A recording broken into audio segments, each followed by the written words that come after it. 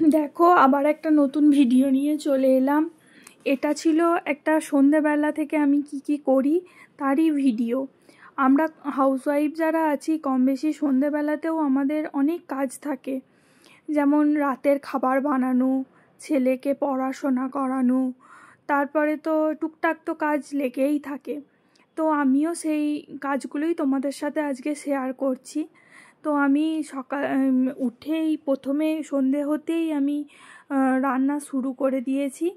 আজকে করব কুমড়োর তরকারি আর রুটি, আর তার সাথে নাড়ু।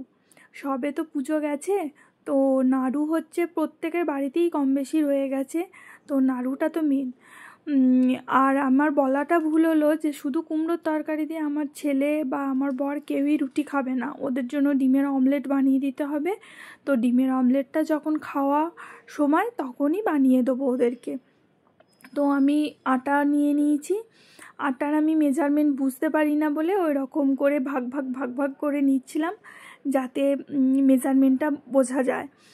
তো এদিকে কুমড়োটাও করছি আর ওদিকে রুটিও করছি, তার সাথে ছেলেকেও মাঝে মধ্যে পড়াতে যাচ্ছি। তো এরপর আমার রুটি তরকারি সবই হয়ে গেছে। এরপর রান্নাঘরটা পরিষ্কার করে নিচ্ছি। রান্নাঘর না পরিষ্কার থাকলে একদমই কাজ করতে ভালো লাগে না। তো তারপরে আমি বোতলে কিছু জল ভরে নিচ্ছি। জলগুলো খালি হয়ে গেছিলো বোতল থেকে, ব্যাস এটুকু।